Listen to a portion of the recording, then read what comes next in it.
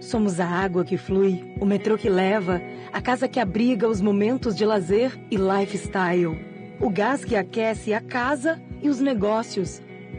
Somos o sonho que se realiza com o acesso financeiro.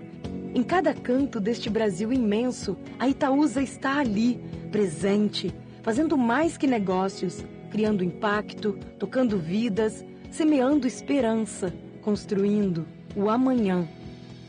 Para nós, ESG não é só uma sigla, é atitude, é compromisso, é o caminho que escolhemos para construir um futuro melhor para todos. Porque mais que negócios rentáveis, acreditamos em um Brasil sustentável, inclusivo, forte. Esse é o nosso propósito. E é por isso que, se você reparar, em todo lugar tem empresas do portfólio Itaúsa com suas marcas líderes, trabalhando com o mesmo propósito, de mudar a vida dos brasileiros e do futuro do país. Panorama Itaúsa 2023. Em todo lugar, o mesmo propósito.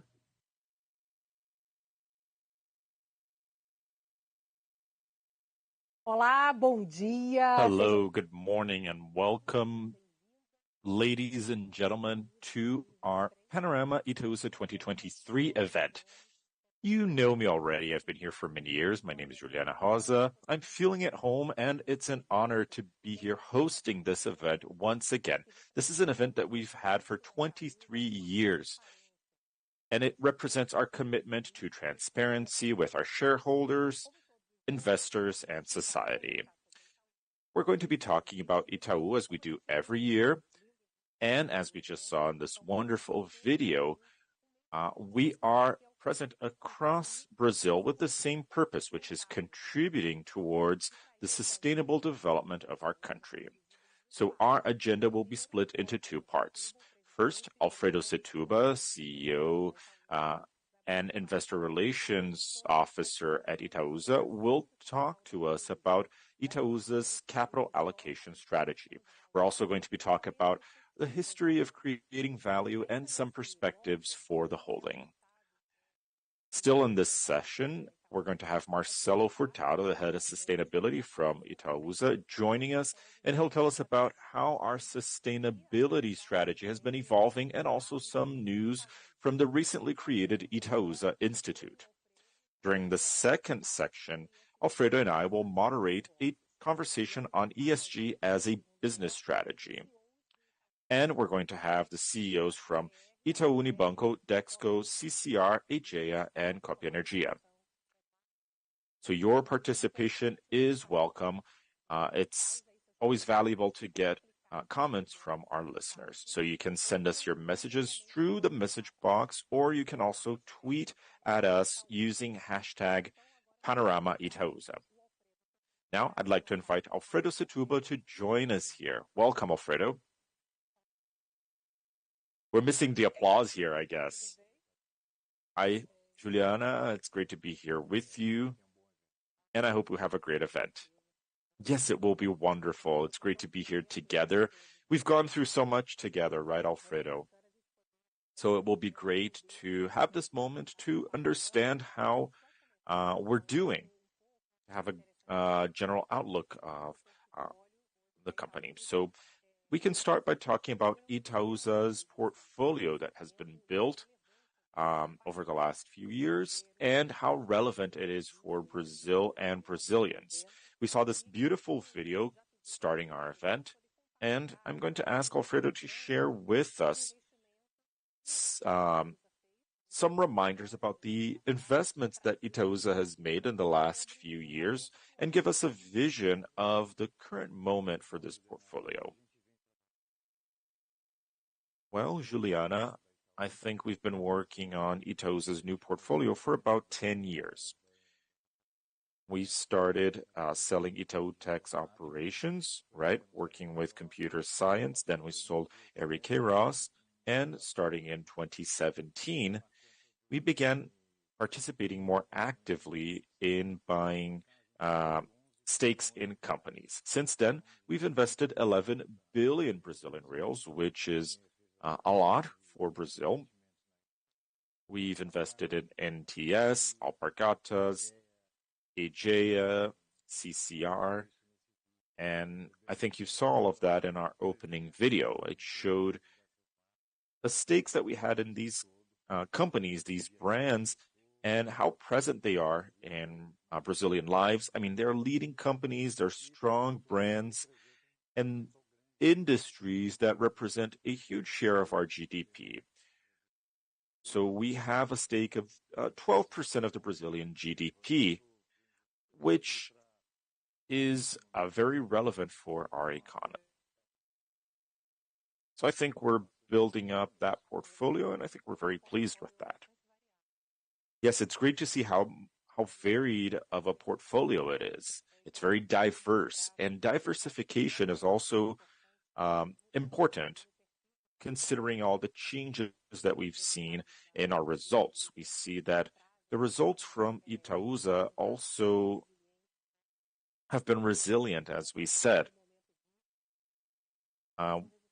We're experiencing constant changes, but these results have been resilient across all kinds of scenarios.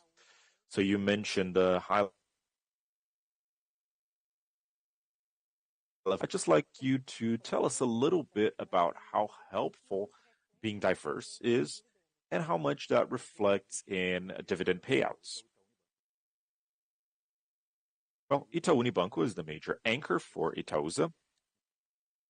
We have a huge presence across Brazil, and as you know, it represents a large percentage of our assets.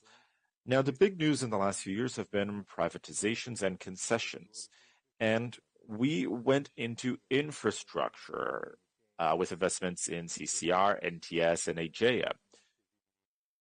They tend to be more resilient areas of the Brazilian economy, and considering that there are opportunities with concessions and privatizing, it's great to invest in infrastructure and long-term investments. CCR and Aegea are each investing about 10 billion Brazilian reals to meet their contractual obligations. So they're making huge investments, and Itaú Unibanco has been doing very well with its results, with the new competition it faces from the digital world. Its culture is geared towards that. So I think the bank has also been doing very well. In more industrial areas with Dexco and Alpargatas, it's a little bit more difficult. Our economy hasn't been as strong. We see that the construction materials industry has been affected negatively by high interest rates. So that's reflected in Dexco. We see a reduction in sales. Alpargatas also has been harmed by this reduced consumption in the Brazilian economy, but I think we have very strong brands regardless, so we're very well positioned. In terms of dividend payouts, I mean, today we're having less than we would like, but we believe that since companies have reduced leverage and reduced investment levels, then this will come in the future. Yes, it's interesting how the holding is always changing. It always has new things. So we see that there's been a fast movement towards diversification. Itaúsa has been investing in many different industries, and of course, it takes some time to digest all of it. If you can tell us a bit about what the holding is doing right now, what its current focus and priorities are. We've been getting a lot of questions about that, so of course, we'd like to thank people for participating. Yes, of course, please send us your messages and questions through social media. We're open to all of you. Yes, be sure to take part. We have Rosalie and Joyce watching us and sending us questions about that, about the current moment that the holding is in. Well, I think we concluded the first investment cycle with our acquisition of a stake at CCR late last year. Now we have to keep track of all of these investments, let them mature. We have companies at different maturity levels, considering governance, the business, how much is invested. So I think that we need to understand each company better, and that's what we've been doing. We have a large area in Itaúsa to keep track of these investments and monitor them because we need to have better conditions and we need to understand if these companies are doing well, if the valuations were correct, when we should step in and out of other investments. So right now, I think we're consolidating our portfolio and reducing our debt. We have a debt reduction agenda, which is very important right now considering the high interest rates. Yes, we've seen in the news that Itaúsa is focused now on doing cash management and deleveraging itself. So we also received questions about this. Questions were asked by Davidson and Paulo, and if you could tell us a bit about what your focus has been when it comes to cash management and deleveraging. Yes, we had used, the sales of XP shares. From the beginning, we said that this was not a strategic investment. And our investments in the financial industry have been through Itaú Unibanco. So we've been reducing our stake with XP in the last few years and using these resources for debt amortization. As I said, we divested 11 billion Brazilian reals. We've had debt levels of 8 billion, but now we're at 5. So we still have some XP shares to sell, and this will be done over the next months when the prices are better, and this will go down because we're now paying 1 million in interest a year, which is too high for Itaúsa considering that it survives based on the dividends that it receives. So we have to reduce our debt level to a more appropriate one and consolidate our portfolio. Then we'll have to actively manage our portfolio, maybe buy and sell in the future. And of course, we have to maintain a dynamic portfolio. But I think the most important thing for our shareholders is that we've been continuing our practices of distributing dividends from Itaúsa Unibanco. And dividends that receive from other companies are used for debt amortization, taxes, and so on. Yes, so we were showing on our screen that we have a AAA rating, right? Meaning it's super safe. Yes, we have AAA ratings from the three main risk agencies that cover Itaúsa. They're international rating agencies, and we have many debentures in the market. Our debt is not bank-based, it's capital market debt. So that gives a lot of confidence for investors to know that cash management and amortization is complying to its obligations.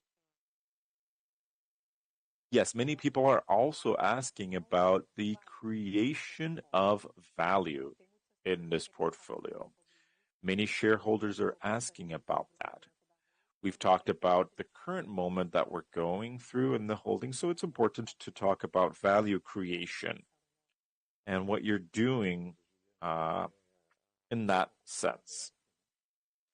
Yes, well, Itaúsa is a publicly traded company. It's a holding with many shareholders who went to B3 to invest. Yes, we have a lot of young investors. Many women are also joining the financial market. Yes, 1/3 of our individual shareholders, are women. So we have some very interesting data. 95% of Brazilian municipalities have a Itaúsa shareholder. So we have a lot of capillarity with small and medium-sized shareholders, and of course this gives us more responsibility. Yes, the level of trust is important, right? Yes, that's due to our governance, due to good dividend payouts, and good investments made by our holding. And fortunately, we've had good returns. If we look at our shares performance and the dividends paid out, we see that the total return for Itaúsa is 220% over the last 10 years. It's significant. It's high above CDI, Ibovespa, and many other indicators. So Unibanco is the main company. It represents 235%. NTS was the first investment that we made in 2017, and it was fantastic. It was being privatized from Petrobras at the time. It was a time in which Petrobras was facing many challenges with debt, with the Lava Jato investigation. So this led to a valuation of 400%. So we've received everything we invested in it back through dividends. So I think we've seen how we generate value for our shareholders. Copa Energia was a relatively recent investment, but it's already had 174% growth in cash generation. The same went for Aegea. So I think we've been able to create a portfolio that generates value for our shareholders. Like I said, I think dividends are still not at the levels we would expect because some of these companies received large investments, but we are very confident that it's worth investing in them and that they will pay high dividends to compensate for this entire time in which dividends are lower. Itaúsa is a holding. It doesn't have a factory or anything. It survives off of the payouts from the investments made. So this means that we need to keep our holding at a very low debt level and receive dividends to meet our financial expenses, our tax payments. And right now, I think we are in a little bit of a valley. Yes, we're talking about creating value in a portfolio, so it would be interesting to talk about how much Itaúsa is also generating value for society. When it comes to taxes, the Itaúsa group is generating returns for society as well, right? And it's also important to mention that. Yes, as I said, we have a stake in companies that represent 12% of the Brazilian GDP. If we add up all of the employees, that's about 160,000 direct jobs, over 30 billion Brazilian reals paid in taxes in 2022. So that means that we're also providing great returns for society. When it comes to taxes, it's even higher than the dividends we pay out. The state takes a big share of it, right? Yes, they're almost like a partner, majority partner, maybe. Exactly. Now, if you're watching us, we see that many people have been sending us their questions, like Mesael, Bruno, Joaquim, Felipe, Ruth. What many people are asking, Alfredo, is about what we can think about the holding from now on. You've talked about what we're building for the future. So what can you tell us? Well, I think first we're going to reduce debt. I think that's the main thing. We see that interest rates in Brazil have been getting higher, so it will come down slightly, maybe 0.5% at every Copom meeting, but we see that interest rates will continue at around 10%. Yeah, especially now with the US dollar up, war here and there, post-pandemic. Yeah, that's correct. We still see high interest rates in the Brazilian economy. So we do have to lower our debt, otherwise dividends don't grow concurrently with the interest rate. So focus on the debt and managing our portfolio in the moment of each company, having a more active management position, and always looking at the opportunities for new investments. And right now it's pretty hard, higher interest rates, higher risk in Brazil and abroad. So to get the right returns in a more challenging environment is definitely harder. So we don't really have any major expectations for major investments considering this scenario in the upcoming years. However, we may review our positions, reduce some, increase the others depending on the opportunities.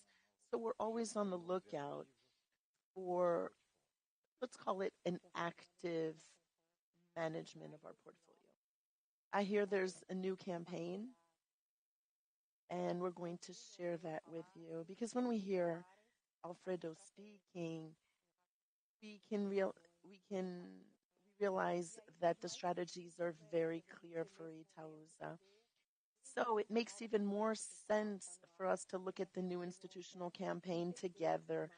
And I'm sure that based on that, you'll be able to understand that even more after watching the video.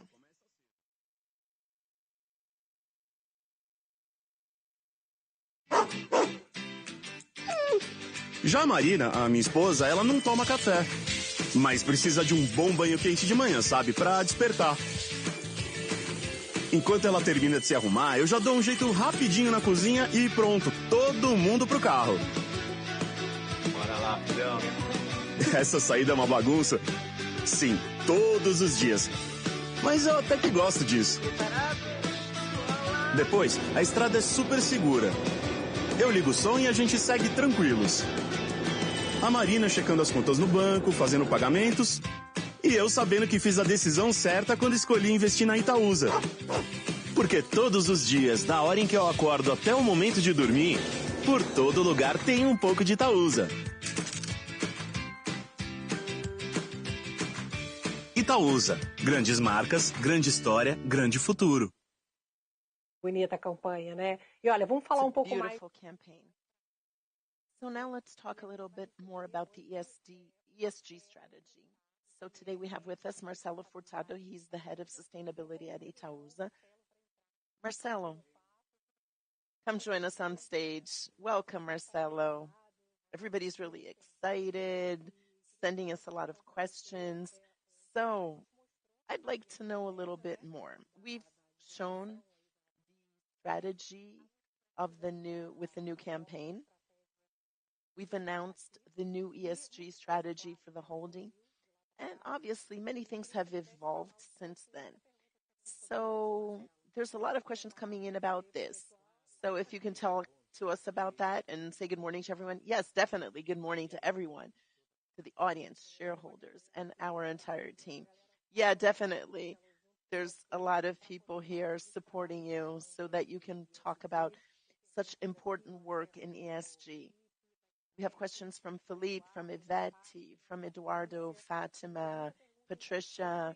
So a lot of questions about the ESG intelligence at Itaúsa. Can you dive into that? Oh, definitely. It's a pleasure.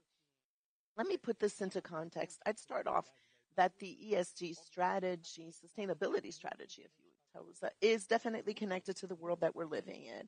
It's a very challenging world where we have conflicts in Europe and the Middle East, and flooding down south, the drought up in the Northeast.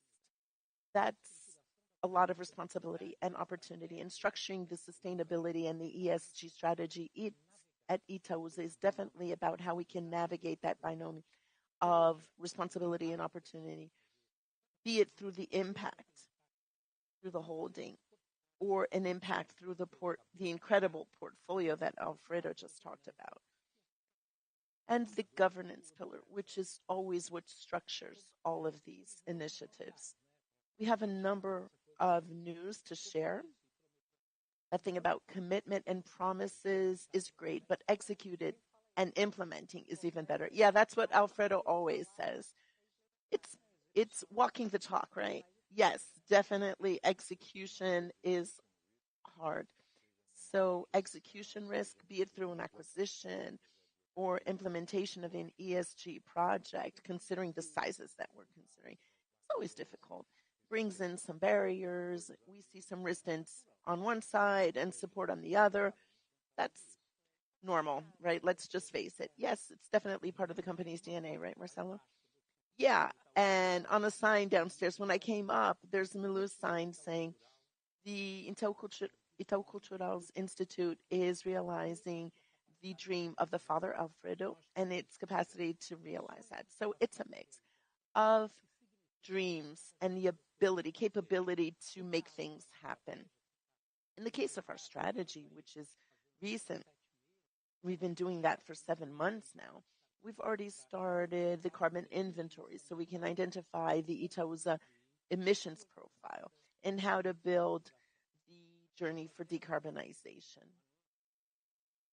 We're making a very important announcement to all of you. So it's the commitment of buying renewable energy for the entire Itaúsa building. So solar energy, wind energy, that will be the energy we will use.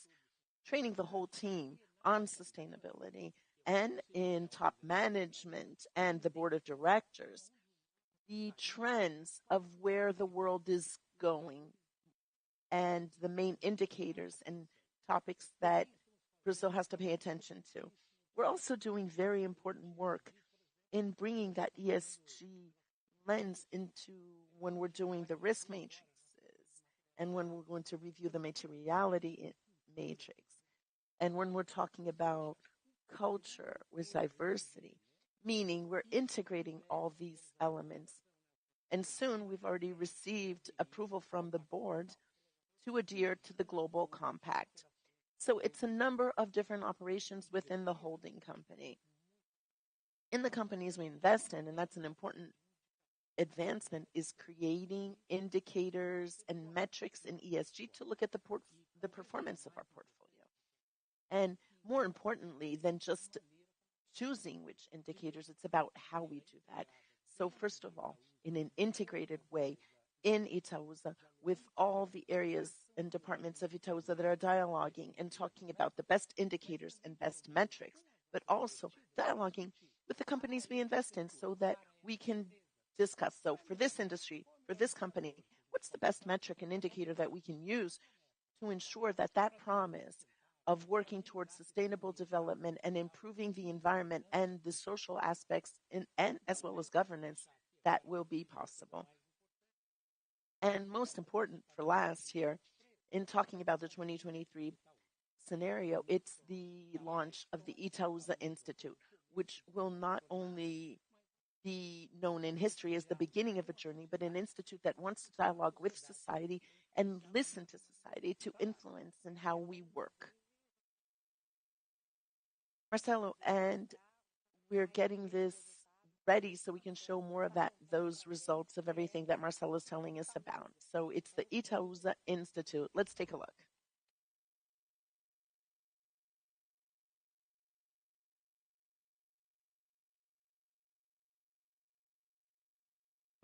Quanto das empresas. Nosso papel é muito relevante de levar os valores da Itaúsa para essas empresas todas. Os líderes têm que liderar, né? E liderar pelo exemplo. A Itaúsa não poderia fazer coisas pequenas, não pode fazer coisas pequenas.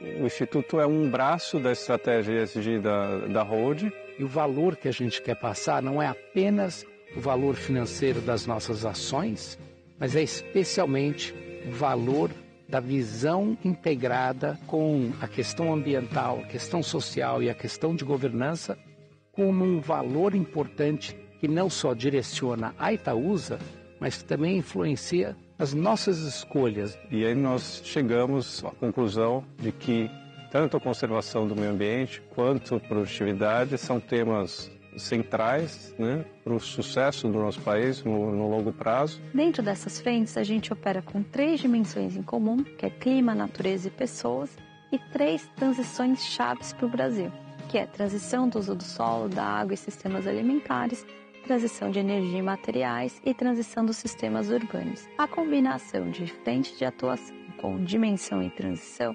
cria um framework que a gente analisa projetos. A gente está olhando para ações de negócios que gerem valor positivo, que tratem a natureza pela sua importância estratégica. O que está por trás da nossa estratégia é essa visão de que a gente quer acelerar a transição econômica que o Brasil precisa. Eu acho que o Instituto vai poder dar uma contribuição tanto do ponto de vista de dados e informações relevantes para a tomada de decisão, mobilização de atores, né, tanto empresariais quanto da sociedade civil em geral e governos. Também um advocacy para influenciar novas políticas públicas e legislações, regulamentações. E o Instituto Itaúsa, ele é um diálogo que a gente faz com a sociedade, seja dando uma contribuição para construir uma economia melhor, uma sociedade melhor, um país melhor, e por outro lado é uma escuta, para a gente entender e ouvir tendências, necessidades e oportunidades. Explicitar cada vez mais, seja para as nossas investidas, seja para os nossos investidores, seja para a sociedade como um todo, de que é possível conciliar bons negócios, uma boa economia e um bom futuro.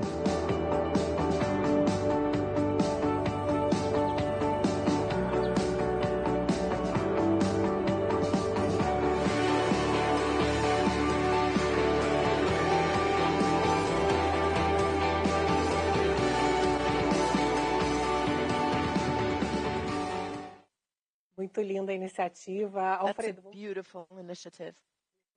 Alfredo, let's talk a little bit more about the Itaúsa Institute. What motivated its creation? Well, we are very happy of having done this work. Last year we talked about this, about looking at Itaúsa's role in the ESG,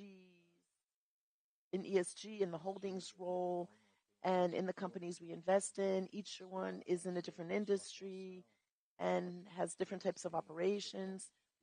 Most of them have their own institutes and programs in that area. So it's very important for us to align all of that and see where Itaúsa can cooperate, where we can influence them through our board of directors so that that agenda will become increasingly more relevant for all of that.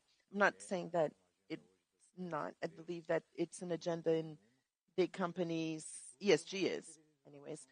And creating this institute is making all of this happen, what we want to show to society. So other institutes and our own projects connected to sustainability and efficiency, which is pretty low in Brazil in terms of productivity.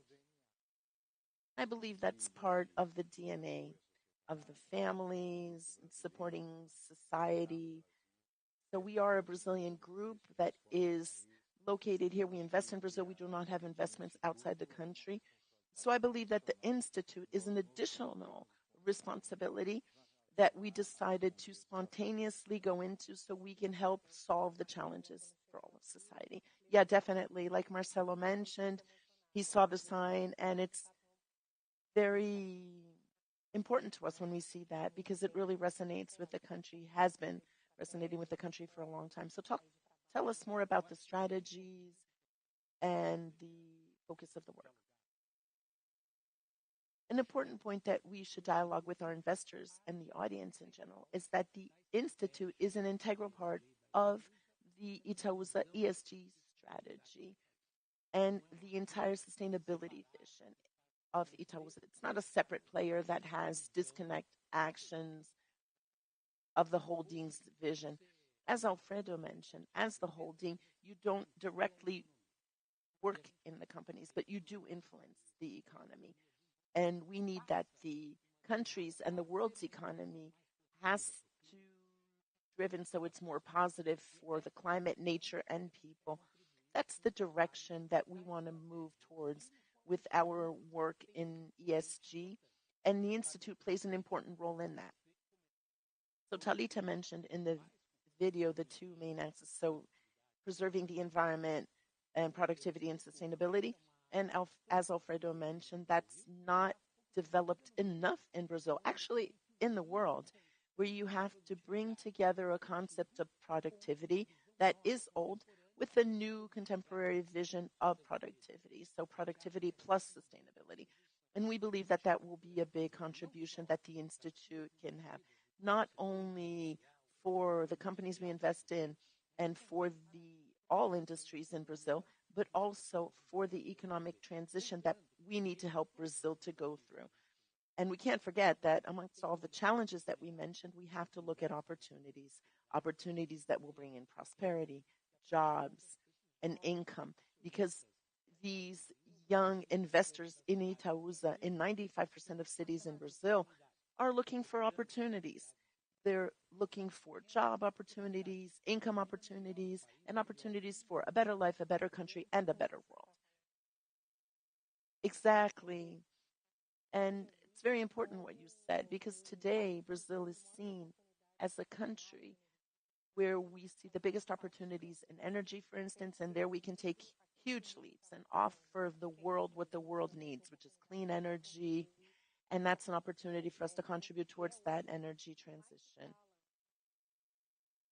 which is what people talk about the most in the world, in the economy. In the past, it used to be about debt, but now ESG and energy transition, that's the trending topic.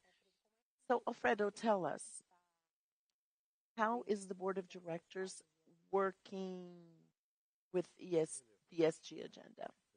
Well, it is a very relevant topic, even though I feel that investors pulled off a little in the sense more recently, but we still haven't lost the momentum. We have Marcelo, we have the Institute. We've been working with the companies we've invested in on that agenda because we believe it's a long-term agenda. And companies that do not adapt to that or do not take it seriously will see the consequences in their business and their image, especially from the younger audience that Marcelo mentioned. They do have higher demand concerning that topic. They want to see more responsibility and accountability coming from companies and even the government. And obviously, the government has to be a part of all of that. Companies alone won't be able to solve that. And creating that environment, right, about the regulatory framework and public policies in line with investments towards building that sustainability. And it's not just the energy transition, Juliana. We have soil use and nature-based solutions, NBS. So how can we decrease and eliminate deforestation? We have many environmental assets that gives Brazil the competitive edge. And the companies we invest in sanitation, in energy, in transportation, construction works, all of them are part of this new economy that is and can be increasingly more sustainable, generating income and jobs and the transition that we need. Yes, and the biomes, not to mention the biomes. It's not just the Amazon. We do talk a lot about the Amazon, but it's not the only biome that we have. Yeah, we have the Brazilian savanna, the Cerrado, the swamplands, the Atlantic coastal rainforest. Yes, definitely many biomes. And we have a huge coast, right? Yes, we're talking about sustainability. And one of the things that stood out to me in energy was energy, but you mentioned soil, right? And transportation. So sustainability is a very comprehensive agenda. Sometimes we think it's more specific, but actually it's an agenda and segments that we don't really realize they're part of. We will have a panel of our CEOs and the actions that each company is in. And Itaúsa have a privileged position to look at the portfolio and see how we can create synergies. So as we want to work a lot with cooperation and collaboration, because I always like to say that Itaúsa, it's all about how can 1 + 1 become 11? And that's an important view because, in fact, we have leading companies in their industries, and these industries are key for that transition. So when we're looking at how we can contribute towards Brazil, there's the side about what the Institute can do with their vision of investing in studies, such as the study on productivity and sustainability with the Getúlio Vargas Foundation, and the green economy and inclusive production with the Animax Foundation. We have a study with the Amazonia 2030 for the economy of the biomes through a partnership with the Kimi Society Partnership or Institute, with Jose de Castro, and with production, Ibirapitanga Institute as well. So we also have important investments in Concertação for the Amazon, where it's an engagement with all the industries, culture, economy, science, so about how we can solve problems. That it's not just about stopping deforestation in the Amazon, but giving the Amazon other economic options to change their profile and opportunity to create a forest economy that's live and booming. And with the Votorantim Institute, we're doing climate emergency programs for the more vulnerable cities in the country. So people that are looking at what's happening down south and what's happening in the Amazon will see the huge importance of having these climate emergency plans for all these cities. So our shareholders, who are in 95% of Brazilian cities, will know that the Institute will help to contribute in plans that can be used in 95% of the cities, actually 100% of the Brazilian cities, to help people to adapt and build solutions for the climate crisis. And that's how we want to do things. Not just supporting specific projects, but also working through partnerships with other organizations and financiers, because we know our contribution is important, 50 million BRL in 2024, but not enough. And it's about bringing together all the efforts, and that will really make a difference, especially because Brazil will be the president or the chair of the G20 and will host the climate COP. And we're looking at Brazil. So it's our responsibility to play our part and an opportunity to bring in more investors to work together with us. I think that the point that Marcelo raises is very relevant. Our institute doesn't have the intention of doing things by itself. We have many partnerships, so we want to maximize resources. As you make efforts together, you don't have to spend much in doing the same things. So I think with this ecosystem, we're going to have much greater and faster results. Yes, I've only been in the company for 7 months, but the perception that I got is that, ideas are being very well received when it comes to sustainability. We're being very well received by the team, by the management, by the board, and the conversations with the companies we invest in has been very fluid because they're saying, that as investors, we can help them advance some points that may be a bit more difficult to do by themselves. So this ability of doing things together is very important. And I think leadership, the leaders have been very good in implementing an execution and also demanding execution. Yes, as we're speaking, we're getting many questions and praises from the audience. We've been hearing a lot about this initiative from Itaúsa, and it just shows the value that our brand has. Investors know it, and they're also proud of being part of this process because you're also a part of. They're also a part of it, right? They're along with us in the company, so it makes us feel great to know that we're there in a project that makes sense. Yes, and it's a contribution to the country as well. As we're going through an energy transition, climate change, I don't think that we can be omiss.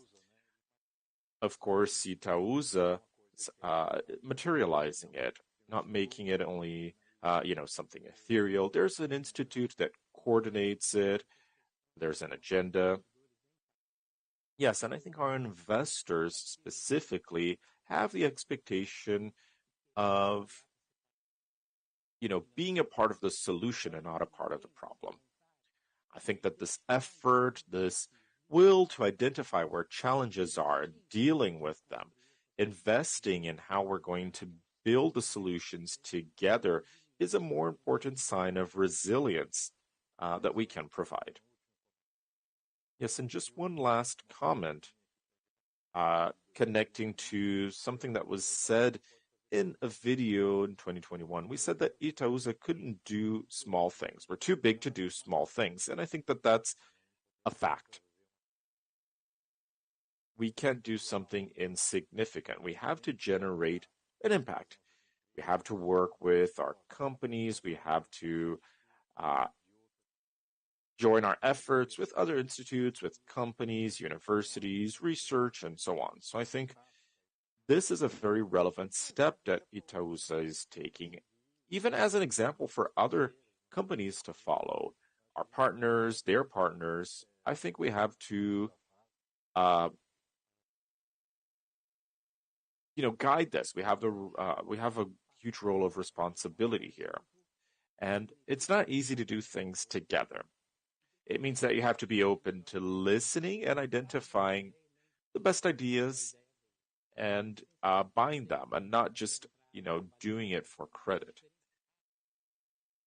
As I'm working in different areas of Itaúsa, we see that it knows how to work together.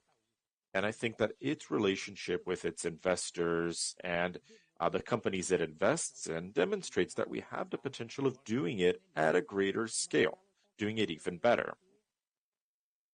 Yes, Marcelo is infecting us with his excitement. Yeah, we really believe what we're doing in Itaúsa. Yes, I'm sure that people who are watching us can feel that. Marcelo is really speaking from his heart, and it's great to hear. And everyone wants to contribute, so Thank you for sending us your questions and your ideas as well. We get so many great ideas, so we should be able to capture them to make this country and planet better. I always say that in the middle of all of these challenges, we have to continue building a better planet, a better country, and that's what we're doing today. Yes, I'm very proud to be a part of this project because it really is very true. So thank you, Marcelo and Alfredo, to be here. We know that it's a difficult initiative. It's hard to be there as an investor from the beginning. I'd like to thank Marcelo for being here with us in this session. Thank you, Marcelo. And, you're always welcome. We need your good energy. Despite the challenges that we face, we have to believe. Well, 1 million investors in 95% of the municipalities of Brazil, this is what drives us in the morning. Yes, you can be sure that Itaúsa investors are here and they want to be a part of the process. So I'd like to invite you to be a part of the ESG panel. And we're going to be able to go deeper into this with the CEOs in the companies that we invest in.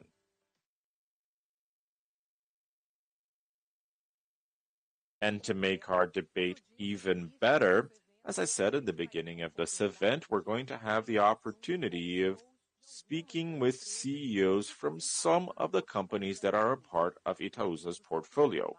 Alfredo Setubal will continue here with us and will be joined by Milton Malu e Filho, CEO of the Itaú Unibanco Group, Antonio Joaquim de Oliveira, the CEO from Dexco, Miguel Setas, the CEO of the CCR Group,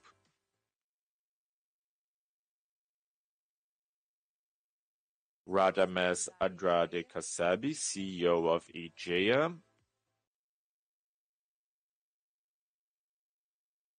and Caio Turqueto, CEO of Copa Energia. And of course, Juliana Rosa, myself, who will be chairing this conversation.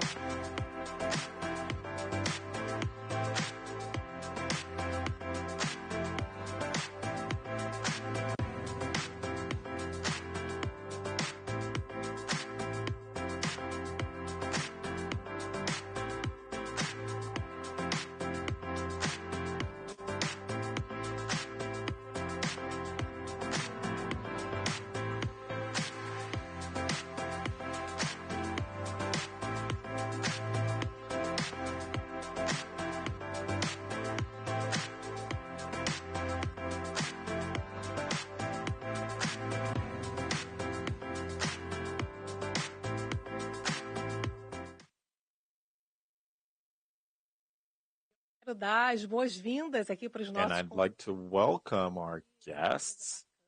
This is such a beautiful table that was organized this year. I said during the meeting that it looks like a podcast. It feels very modern. So welcome. I think people are still feeling a bit shy, But Alfredo and I, we've gotten a warm-up. We're ready, and people are still shy. I'd just like to let you know that at the end of this panel, we're going to make our satisfaction survey available for you. Please answer, and you can scan this QR code on your screen, and your assessment is essential so that we can continue evolving.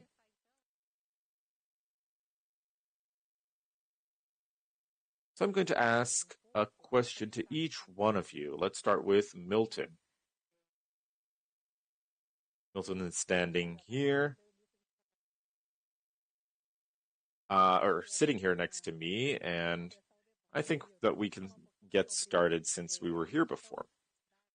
Milton, can you tell us about the vision of each industry that you lead?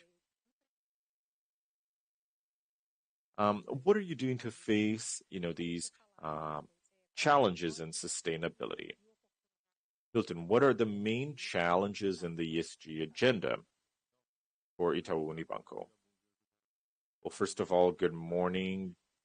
I'd like to talk to all of my colleagues here. It's a pleasure to be here with you.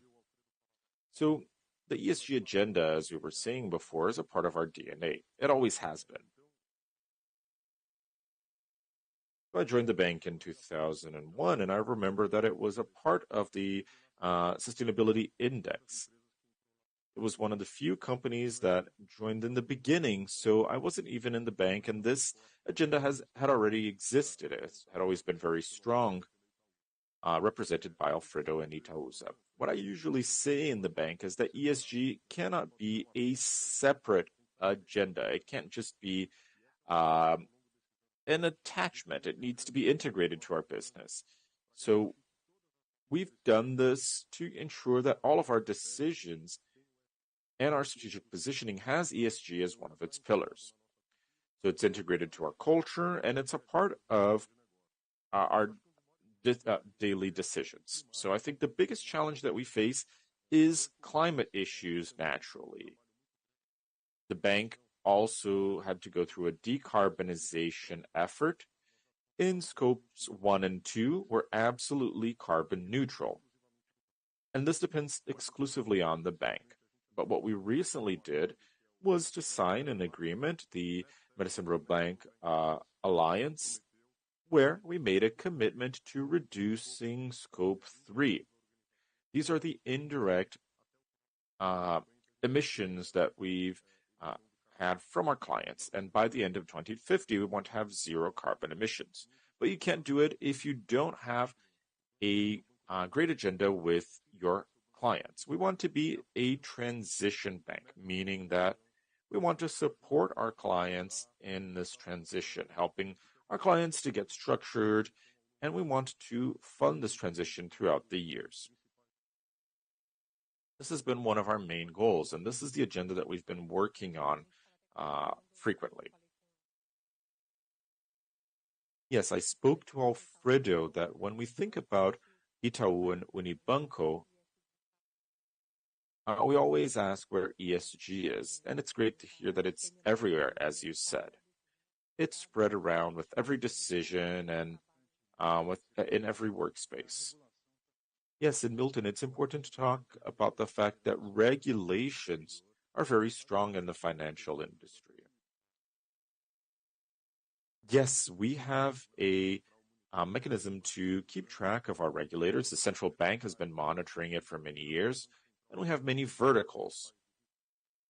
So we do credit risk, market risk, we look at sustainability, operational risks, and recently there was also a climate and social environmental risk factor. So regulators have also been evolving there.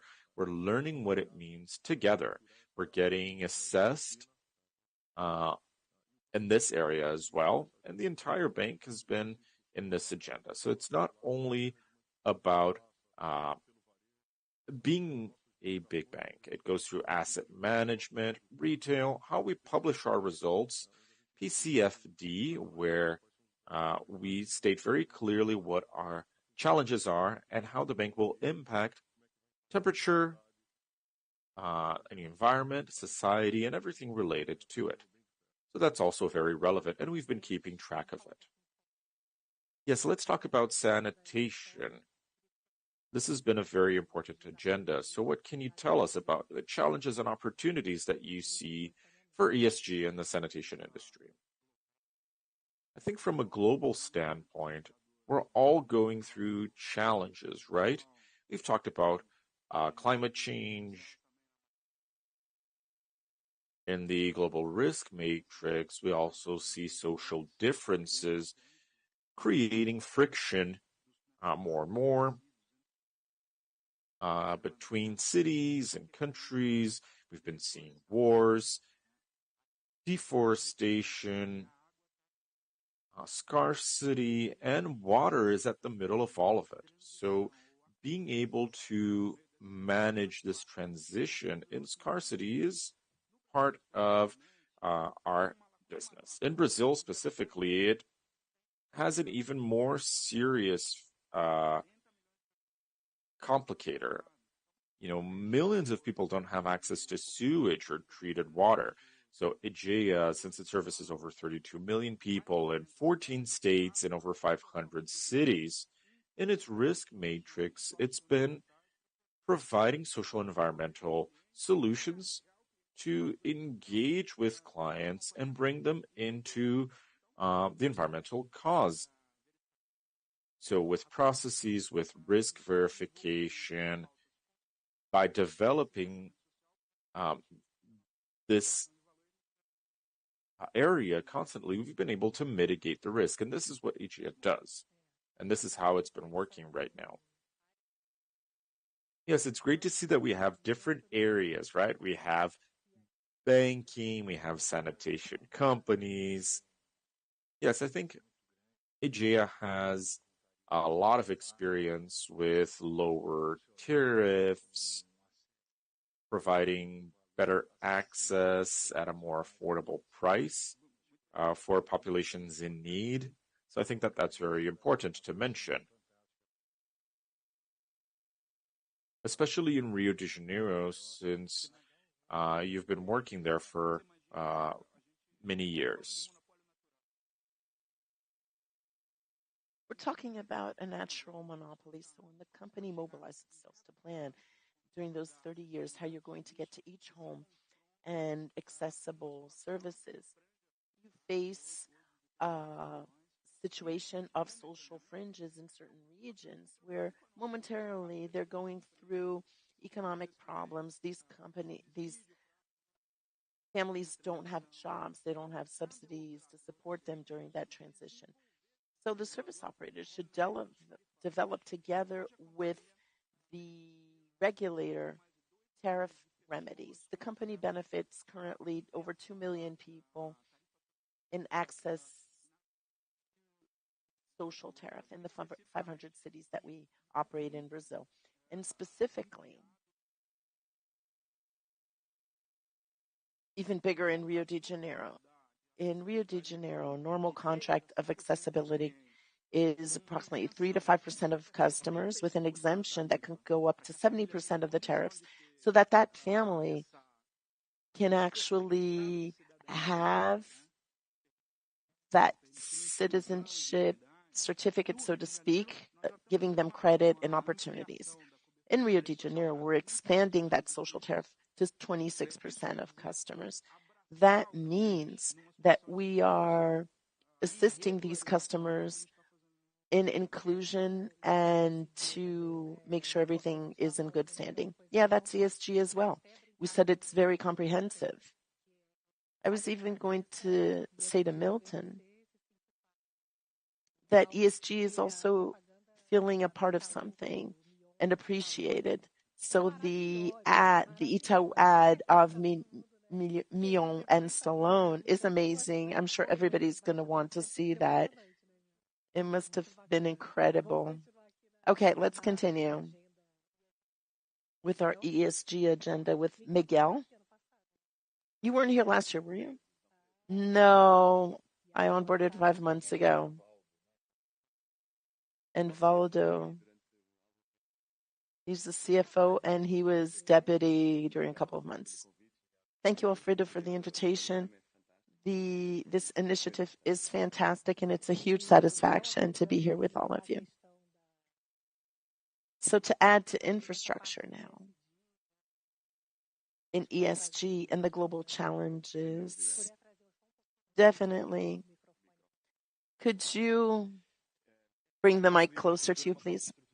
Well, infrastructure is a structuring agenda, in addition to being essential to the country's growth and making Brazil's development feasible. I'd say it's one of the main focus of an ESG agenda.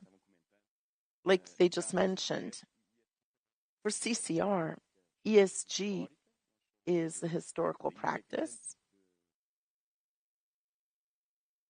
We are part of the Bovespa Index, B3, since the beginning. We're the first in the industry to have SBTI. So the targets are valid. Decarbonization targets are validated by the SBTI. By 2023, we'll have a 60% reduction of Scope 1 and Scope 2. Therefore, CCR was the first company in Brazil to receive that validation or seal. And in the past year, an important highlight is MCI. It's a Morgan Stanley index. We're AA, and that's very relevant. We're the first company in the industry to have that AA rating, and we're aspiring AAA, and that would be the maximum in terms of sustainability. So about our strategy, Juliana. Recently, we had CCR Day. That was last week. It was our investors event. And we've announced a strategy where ESG is a real part and fundamental for the CCR group in 5 dimensions. The climate dimension, and here we're talking about the agenda that was first mentioned by Milton, which is decarbonization. The transportation industry all over the world accounts for 12-15% of emissions, probably one of the main ones in the world in energy industry, construction. Therefore, decarbonizing the economy also means to decarbonize transportation. And we have many projects I can mention later. Nature, we've heard that before, preserving the natural biomes. And we do have a commitment to a nature positive commitment, meaning making it better than we found it. So company and society has to ensure that, and especially here in Brazil.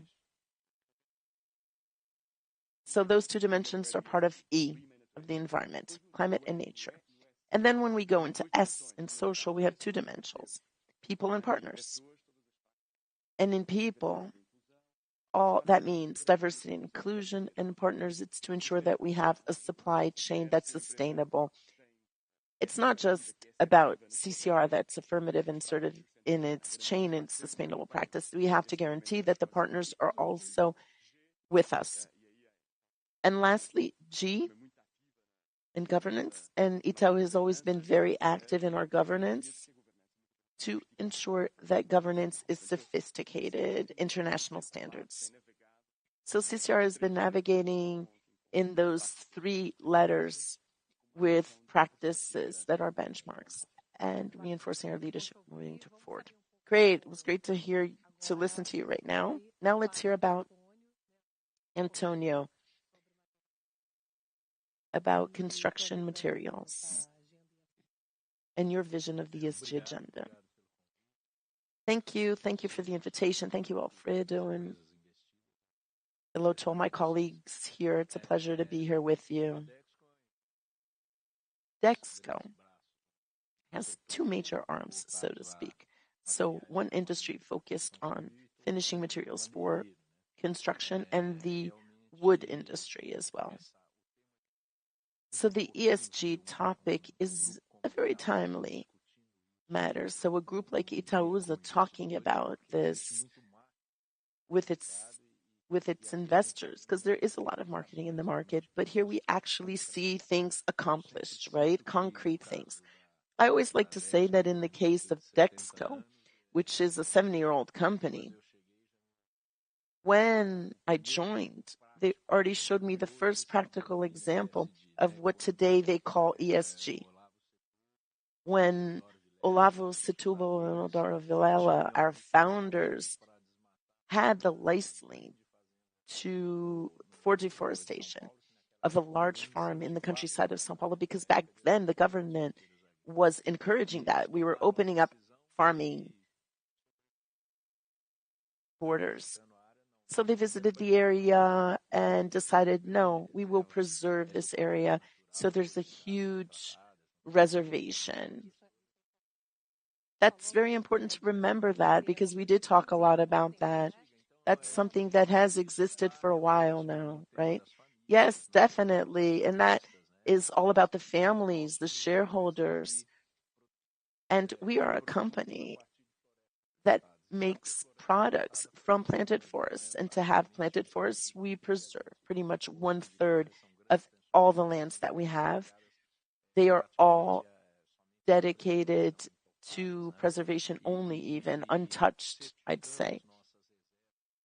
We've been certifying our reserves for many years. We're the first company in the Southern Hemisphere to have FSC certification. And that was 25 years ago. So that's the biggest certification in forestry management. And in the construction industry in Brazil in general, we still have construction that's not really that modern, that leads to a lot of waste, solid waste, and impacts, especially to the environment. So Dexco fosters many different initiatives with startups and projects to have cleaner construction work. Recently, one of the companies we invest in Kubo, they work with very clean and fast construction, so to speak, to modernize construction, not only for commercial purposes, but also residential. And we've established an agenda where we not only have friendly products, so taps, the toilets that save water, that was mentioned already, water and sanitation. So we have products that consumers connect to. I would say that ESG in businesses like ours, that is something permanent. It's a permanent agenda. The way it looks changes a little, but it's been with the company for a while now. And we're very proud of the very ethical work that we do on that ESG front. Okay, Caio, you're last, but not least, right? So it's important to mention energy in ESG, because that's the example that I mentioned when I was talking to Alfredo just now, with a huge capacity of being able to contribute towards the energy transition. Well, it's not by chance that I believe that all companies that are here in this panel are within the same topic. ESG has gained a lot of momentum, and in our group, we've been doing emissions inventories since 2018 in the 3 scopes to focus on a transition project. LPG is a transition project where you displace heavy oils, but we have some regulatory issues that still have to be resolved. Com a presença da Agência Nacional de Petróleo, as universidades federais de Mato Grosso do Sul, a USP de São Paulo e a Universidade Federal of the National Agency, the Federal University of Rio de Janeiro, who's been working with us for the product, and that pretty much doubles our market. But more importantly, in the ESG topic, is that with that, you're actually displacing the main pollutants, and LPG has a very important role in that transition. As a company,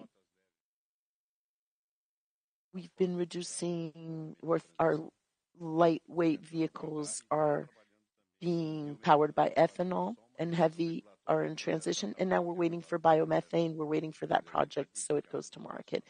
So we're dedicated to that, as everyone here on this panel, and in practice to transform things.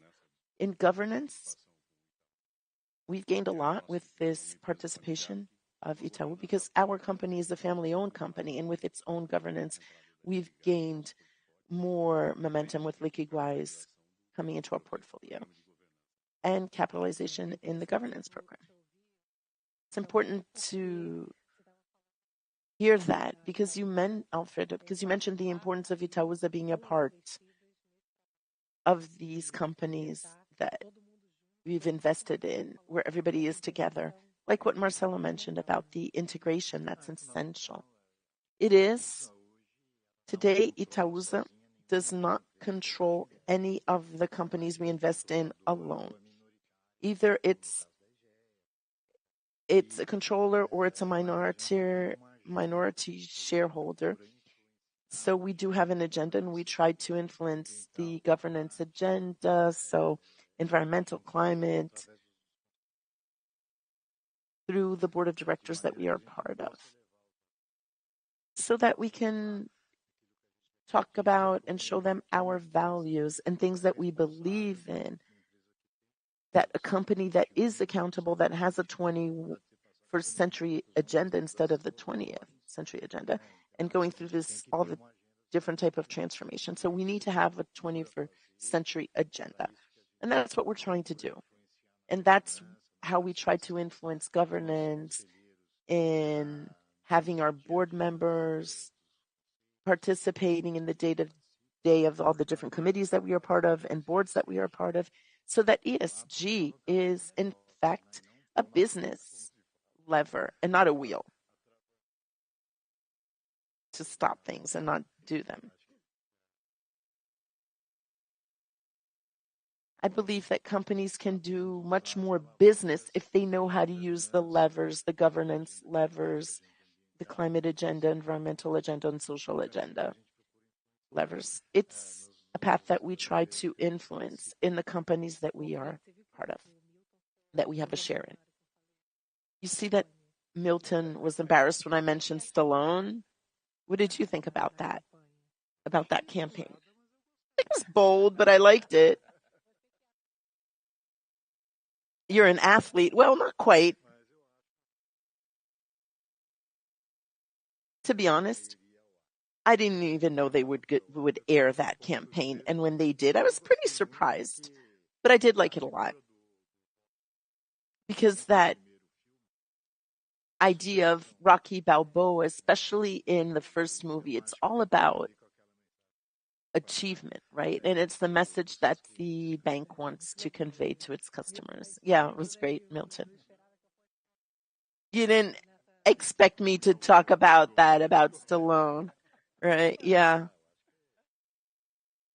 No, it's fine. There was a lot of repercussion with that campaign. It was a huge success. I give it a 10, definitely. A lot of online feedback, Juliana. In social media, you can see that. I was coming over. I've seen it so many times. It's really touching. Yeah, it's great. And it's about building value. Value that, and that's what you're representing here. Yeah, it's the story behind that achievement. Yeah, overcoming things, all the difficulties, overcoming that.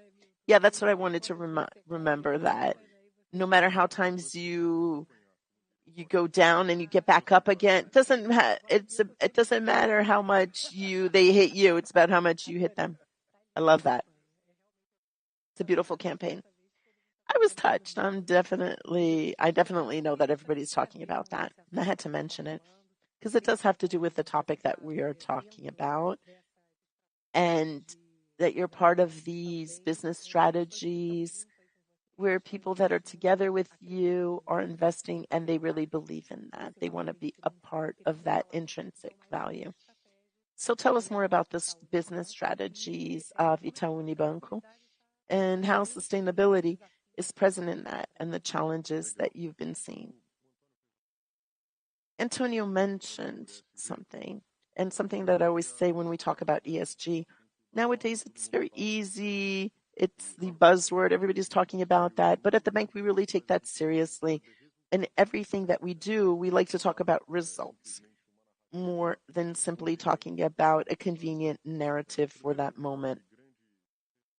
So first of all, the biggest result in our business strategy is that we've made available a volume of 400 billion BRL for investments in financing and structuring operations that would have a positive impact to society.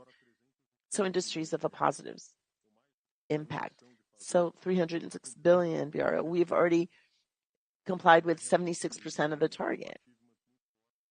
So that's a strong achievement. Imagining that that objective had to be complied with by the end of 2025. But if you ask me when we get there, is it done? Well, it's about the next one, right? It's like the ladder. You just keep on going up. And that's what we believe in.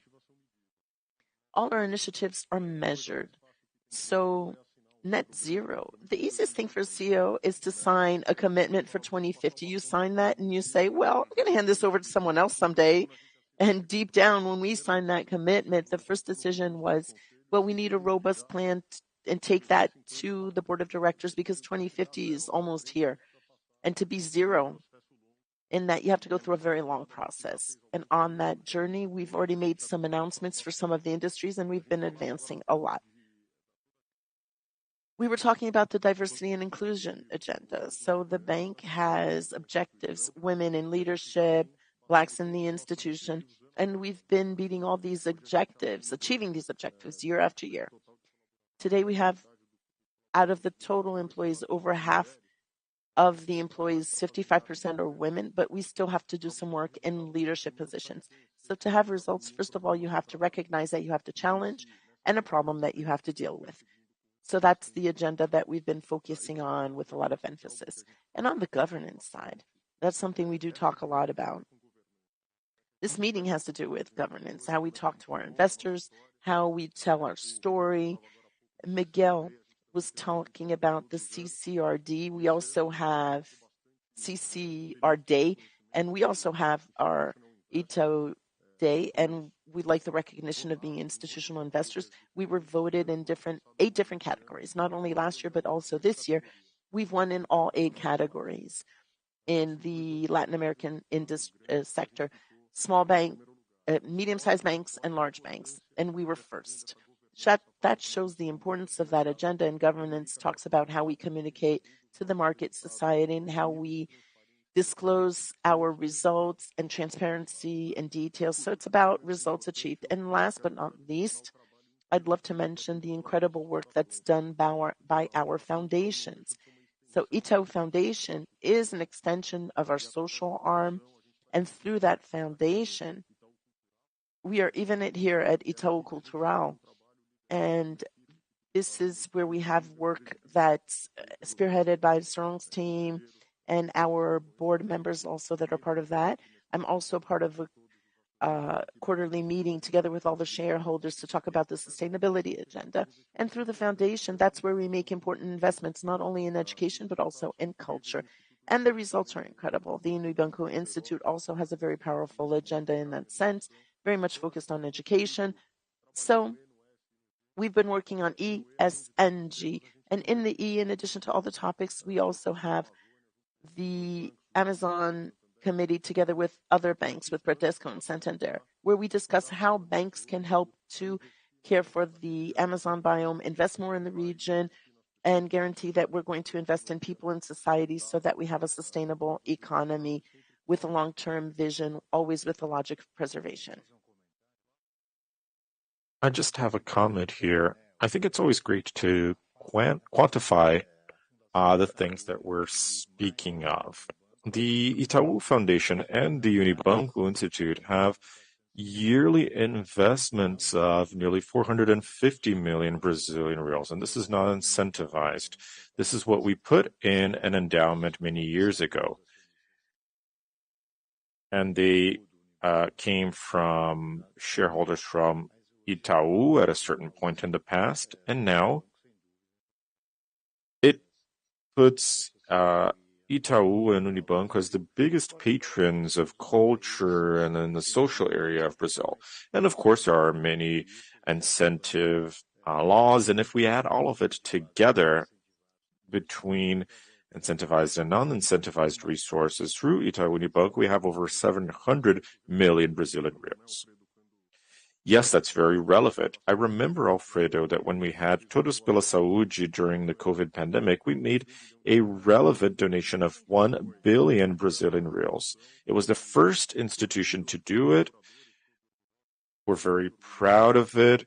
I know that our employees and shareholders were proud of it because we had a technical group of physicians hired and they decided how those resources would be allocated. We only helped with the technology and with procurement, but they allocated it. And with that investment, we're considered one of the top 8 foundations in the world in non-incentivized resource allocations. So it's a great asset for everyone involved. For the Setubal family, it's really a great incentive. You mentioned that the Itaú Cultural building is great, and it really is. Many free things to enjoy. You can come and see us at Avenida Paulista here in São Paulo. The Itaú Cultural website receives over 1.2 million visits a month.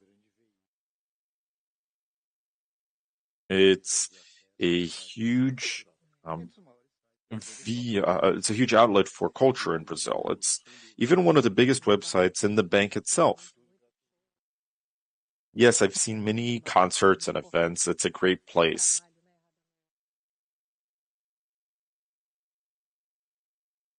So, Radames, I'm going to ask you a bit more about Agea's strategies because we have sustainability as we saw as one of our main business strategies. So tell us a little bit more about that. What is that like right now? If you can tell us a little bit more about our business strategy. When we talk about the risks of strategy that affect our business, when we look at the national perspective, you can see the scarcity of resources. When we hear, for example, in the news about the floods in southern Brazil and some water shortages in some places of the country, I mean, investing in programs to take care of water, to have more water, or to protect and to replant water sources in Pantanal and in Rio de Janeiro. With that, we can foster for the next decades future resources, right? Making sure that these areas won't be invaded and it makes them more expensive over time. So it's basically providing cheaper resources. It's really making resources affordable for people. So projects like this one, or like the one we had with the BNDES with match funding, where we invested together with the BNDES so that every million Brazilian reals invested would be doubled. And supporting effective results. I mean, out of the most recent ones, we can see in Rio de Janeiro, reduced pollution in the Rodrigo de Freitas lagoon. We saw a couple of weeks ago that in the last 40 years, this is the first time that all beaches in the southern part of Rio are bathable at the same time. And this is due to the efforts that we made directly with infrastructure. So we see clear signs that this is being protected. Yes, as a Rio dweller, I loved it. Yes, and water is becoming clearer and clearer. So we're going to see the effects of tourism and the economy booming back in Rio. You know, Rio needs to be cared for. Aegea is including itself not only to protect it against pollution and providing more water, but we're also creating more self-esteem for the city, creating more employment. In Rio, we have service providers with 8,000 employees, many of which come from, come through for the first job that they've ever had. So this creates more self-esteem, and it allows you to understand your clients better. It allows you to adjust your communication. It helps you to make more assertive decisions. So these are some things that the company has done to help with this long-term journey. Oh yes, connecting to what Radames is saying. Is our sound okay? I think it is, right? Right, so continuing what Radames is saying, I think that's a very important statement. When EGEA buys a concession or a privatization, it's not a simple transfer from the public to the private industry. You see the difference there. EGEA is creating a social tariff, it's creating engagement. In 2 years, it had long-lasting effects on public infrastructure, and we don't want to minimize the challenges that we faced, but you see the short-term effects of a privatization, of a well-done investment. Yes, and these are all public services, right? So as entrepreneurs, we're providing a service for our neighbors, for all of society, and this is what we want for our children, right? It's a government service, but it's managed as a private company. And governance sets the right rules, and purpose is what drives people and generates results. Exactly, that's our concern. Yes, and it shows how it's possible to conciliate public interests with private interests in a constructive agenda. Yes, connecting these two issues is essential. You have a big vision of what is important. So I'd just like to remind you that you can take part. You can send us questions through social media. On Twitter, you can send us #Itaúsa, and they're all sending us your messages in the backstage here. So enjoy it. We have a lot of great information. We could have several of these meetings just with the information we have. Yes, Milton and Alfredo might answer more questions because they have a more difficult agenda. I was going to say that, we have had Panorama Itaúsa for 23 years, and I said I was going to say 23 years I've been interviewing Alfredo. So, Alfredo, tell me that you're going to be interviewed by me publicly. Yes, of course, I will. It will be a pleasure. So I'm going to talk to Caio about his business strategy. So tell us a little bit more about your business strategies. Yes, GLP is a commodity. We work on international prices. And what we've been doing with ESG and transformation is to work on creating new products. So we talked about biomethane. And what we're doing is we're starting to execute a project in Mato Grosso, but of course we're depending on a regulation being passed, right? So it's difficult to be efficient, but in any case, this project is ready. In Mato Grosso and Mato Grosso do Sul, we started a major project with universities for fishing, using GLP to aerate crops.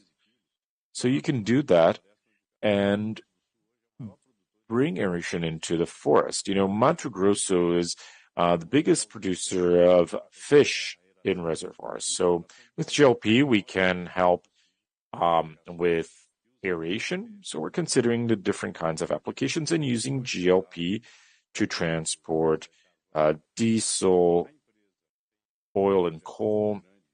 The company has a major project, and we've been discussing this in a board for a long time, which is to create a swap terminal.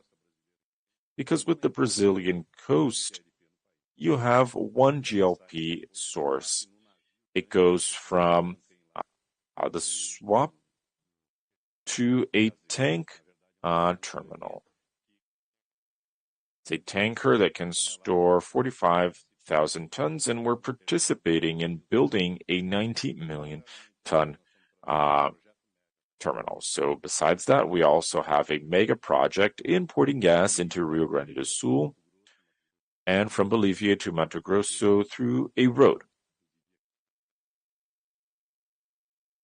It's a very difficult thing to manage, but in any case, it would have a political and issue. I mean, Bolivia has a lot of instability, but this has been done since the Temer administration. So when roads were blocked, I went to Bolivia and purchased their remaining exports to service the Brazilian Midwest. So we've been working on R&D, and buying a state-owned company often gives you some footprint, but we also have to change mindsets, and the company has been,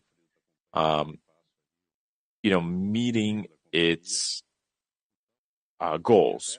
So I think this goal in energy transformation is, boosted by our drive, right? I think our product is very well fit into that. So it's a very intensive effort. We're sweating a lot, so to say. But yes, but if I know Alfredo well, he wouldn't do it if it were easy. Yes, so just to praise Caio, I think that Copa Energia, after these years of integration with the company and Alpargatas, I think it's the time to think about this kind of work, new sources, new uses. I think the last 2 years, we were focused on integrating the companies. Yes, I think we went through a great transformation in the company in processes and IT. We had 2 companies with 2 systems. Liquigás and Copagás had trucks in the street with 2 different company numbers, but now the company is trying to find a new way forward. Okay, so CCR strategies, if you could tell us a little bit more about that.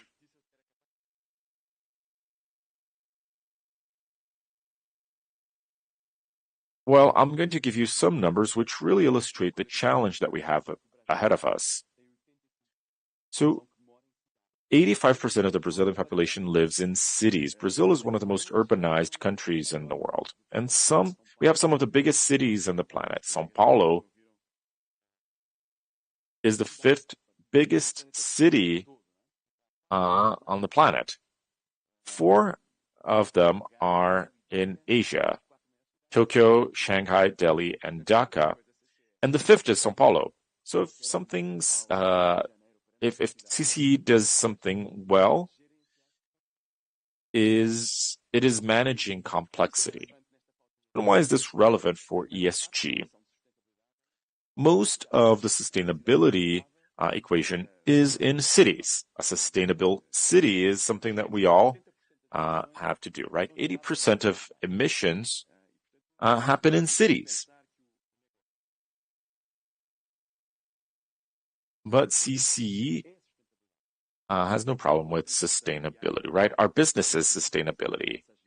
We transport 3 million people every day on our subways and trains. I mean, that represents the entire city of Brasilia. It's as if we took the entire city and transported it in our trains. So we're actively contributing to reducing emissions.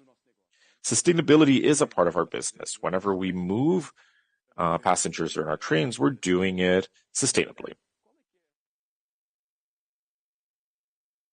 So what's the strategy for our group?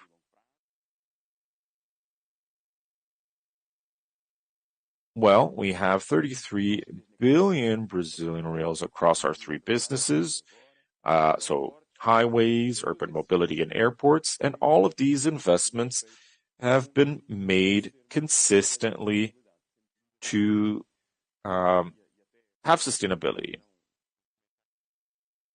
So here's a comment on governance. This afternoon, we're having a committee on ESG, which has Itaúsa, and we're going to talk about our goals and ambitions for decarbonization.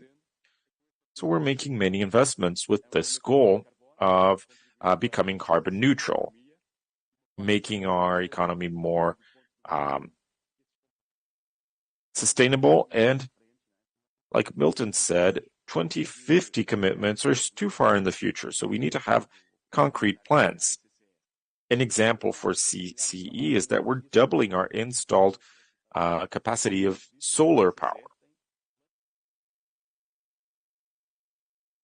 We have plans there. We need to double capacity.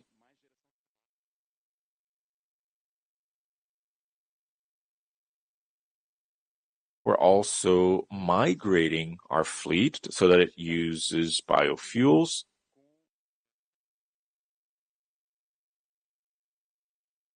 And 100% of our energy is coming from renewable sources. And in Brazil, that's not very difficult. Brazil has one of the cleanest power grids in the world, so 85% of its power is from renewable sources.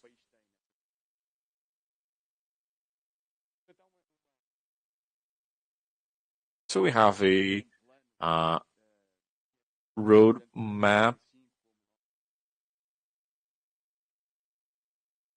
We have ambitious goals, and we have to ensure that we are responsible, right? It's more about these three letters because they can be limiting. We're operating a public business, right? So we're providing a service for the future. And this is one of our goals. Can I just ask a question? This project with solar power plants, is it going to be expanded to be a business? That's a great question, Alfredo. Yes, without a doubt. We have three dimensions in our strategy. One refers to cost. So we have communicated that we want to optimize our power, right? We're the third biggest consumer of power in Brazil. So the first goal is to make our operation more efficient. Ambientalmente mais responsável, portanto, ter uma pegada carbónica menor em termos das emissões associadas ao consumo de energia elétrica. Terceiro, que é o ponto que o Alfredo estava comentando, que é uma pergunta que o acionista coloca, não é? E o management também tem, que é: será que a energia não pode ser um negócio complementar? E nós comunicámos no nosso CCR Day que queremos olhar para a energia como uma adjacência, não é? Não é um negócio principal, mas é um negócio que pode ter uma complementaridade interessante. Secondly, we want... Por sermos um dos maiores consumidores de energia elétrica do Brasil. Portanto, estamos olhando para isso nessa perspectiva, Alfredo. E você tem Você tem o espaço. Todo o espaço das rodovias. And there's space for highways and trains and so on. Space and consumption. You have both sides, right? So having these projects and the stability and consumption and pretty much a guaranteed demand that even allows for the financiability of projects. So it's an area where it wouldn't be the main investment, but where the CCR group will look for opportunities. And you asked for some credit, right? Yeah, it's already approved. It's already approved. With a competitive advantage, right? So we have a huge audience.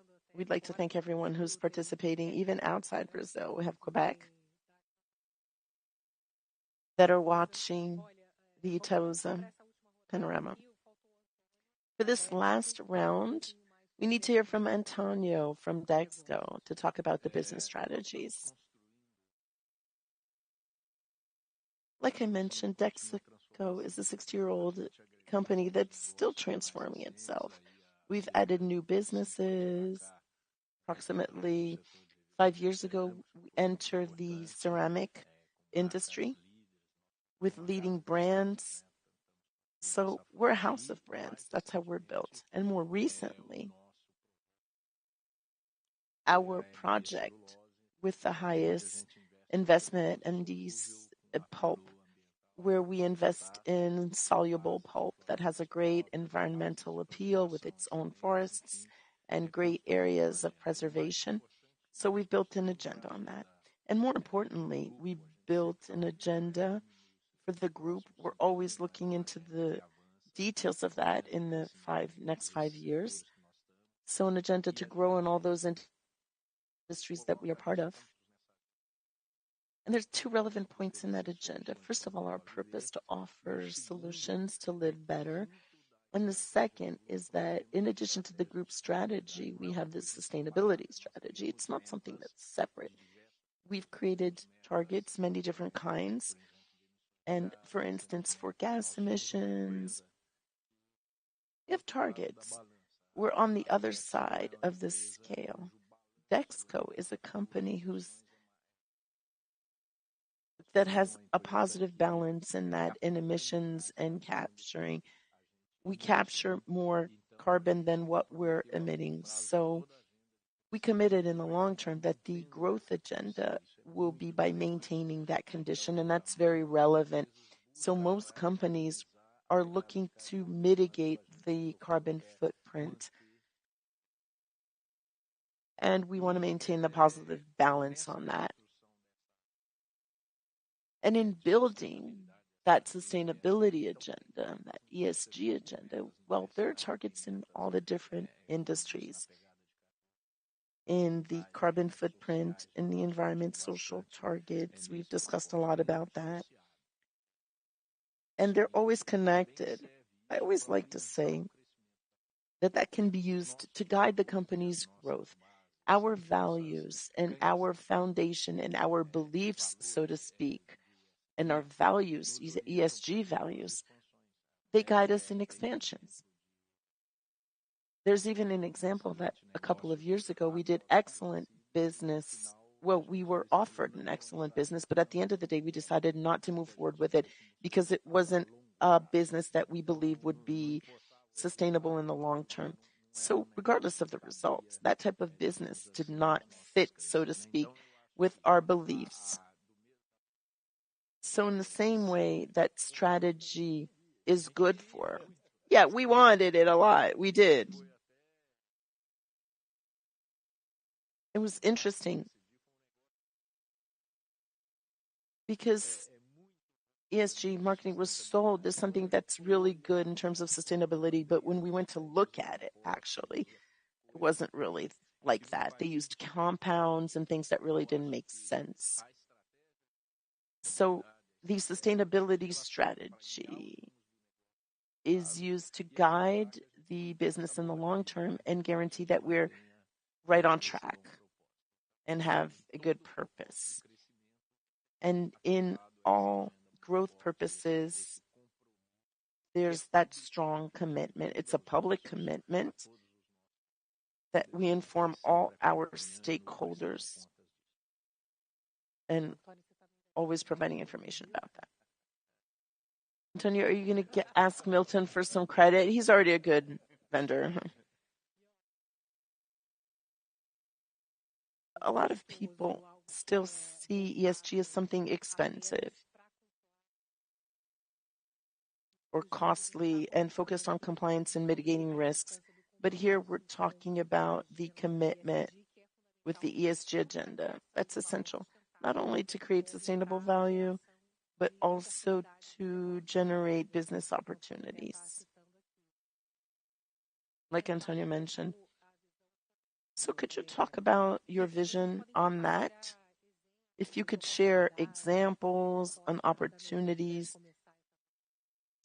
so we can start that round. Because many times there's that type of vision that it's separate from the opportunity.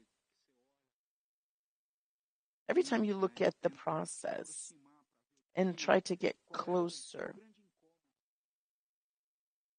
and what the main pain is, usually you'll find an opportunity of trying a solution and having acceptability. And when you project that in risk and the framework of the city and the environment and temperature, you're going to say, this is closer to my core or this is adjacent to it. So, and how you would pick your development. So a part of that exercise made the company start to look at solid waste, for instance, as an advance in that comprehensive process that the sanitation legal framework is using or considering as targets. So 12 months ago, we started an operation in Cariri, a small operation, to take care of a landfill that is connected to solving local problems that the customers in that given region were already servicing. So the solid waste market in Brazil is young in terms of regulation. Only 10% of the market is under concession. So there's a journey out there for that market. And when you look at the framework of sanitation in more comprehensive manners like solid waste and drainage, they're verticals that the company will look at in a responsible way to try to be perceived by their customers, the over 32 million customers that the company has, as a provider in that environmental aspect. And together with the externality of taking care of the environment, you can also add other benefits. There's a regulation that gives you a deadline to end the landfills or illegal landfills, but that's a reality. So city halls and others, I don't know if that would be complied with. I think the point is the direction. As society, we've been moving towards effective directions to end those disorganized landfills and the sanitation gap that we have in Brazil. So it'll be extended for another 10 years. In terms of society, that's a blink of an eye. It'll just go by real fast. The important thing is to be diligent here in this case. And Itaúsa investors that are opinion leaders, I realize that you are in 95% of Brazilian cities. There's Itaúsa investors. You are opinion leaders to do that transformation. You need to demand that from your public representatives. When there's an election, that discussion has to be brought to the table. And together with our purpose of being entrepreneurs, we'll really make a difference. And that's what makes the difference. That commitment is essential. It has to be clear that it's very strong when I hear you. And about the business opportunities, Caio, if you can comment on that so we can understand that one thing is connected to the other.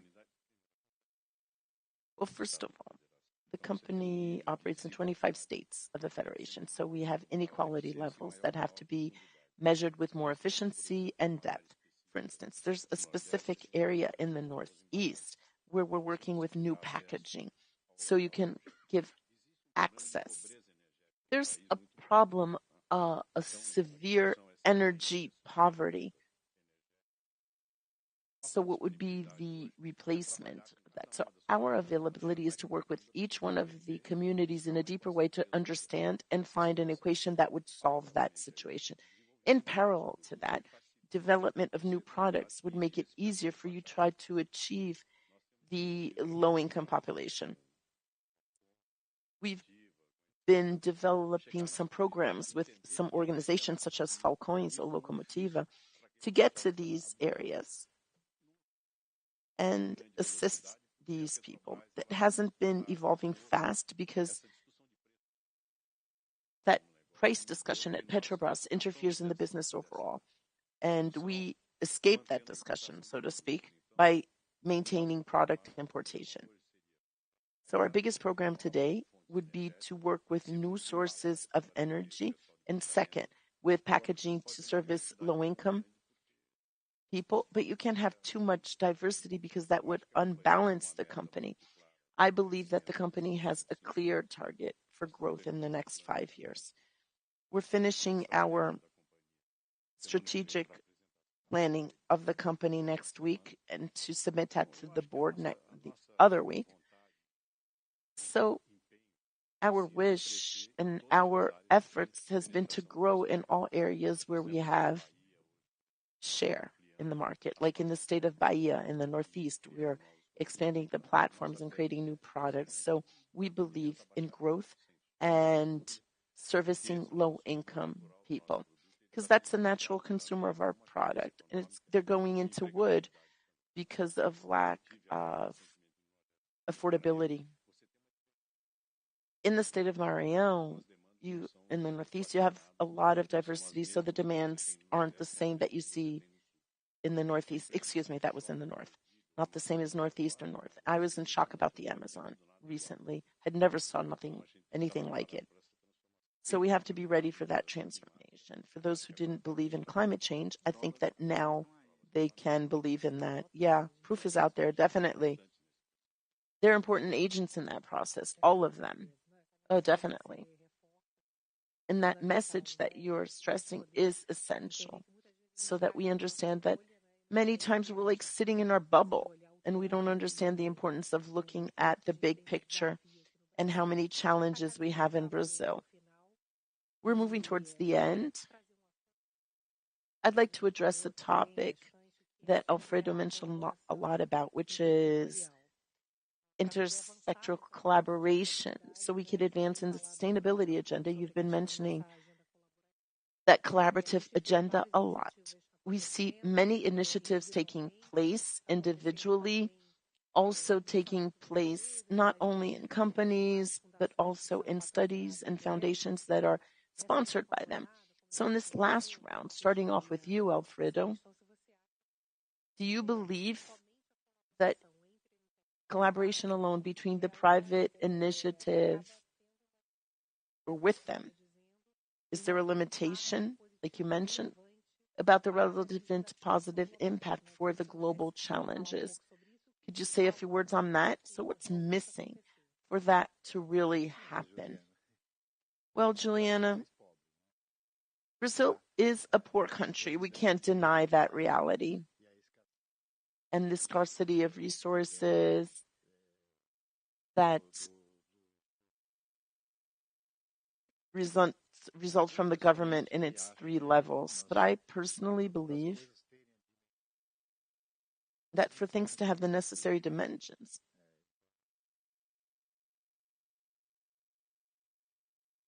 we need the role of the government as a driver of that agenda, be it through the ministries or the central bank and the financial system. I think it's essential that the public sector spearheads and provokes that agenda. The private sector, through its companies or institutes and foundations, can add on to that in a more efficient manner than the government. So I believe it's a mix of both. Here we're talking about large companies.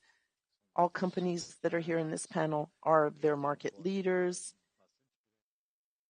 that are very big here in Brazil. And I believe we play a role in that agenda And we need to drive that agenda. We need to set the example for other companies. And we just need to do that. But alone, obviously, the private sector won't achieve all its objectives as society. That's about joint efforts between public and private initiative. And the green agenda and the government, we still need to understand that, right? What it will be. Yes, the green agenda, energy, investments, incentives for investments, a significant legal framework and regulations. All of that is necessary for legal security for investors so that they can invest. And like Marcelo Furtado will give us a better country and a better society overall. Yes, we need to understand that. And knowing those details, that's essential. Milton, could you give us some more examples on that collaboration in between industries, different industries? Yes, first of all, I have a relevant reference that in the climate agenda for decarbonization, that's an agenda for everyone. And we don't want to be the leader and win because there are no winners. It's something you have to do together. One bank alone can't lead that alone. We have a common enemy, and we need to work together on that. So we have to all walk at the same speed. And not only other banks are moving, because we have the Net Zero Alliance, but public or state-owned banks also play an important role. It's a cooperation between the private sector, where we are partners in that agenda, and the public sector, looking and acting so that we can encourage a transition, so that we are the bank of transition for our customers.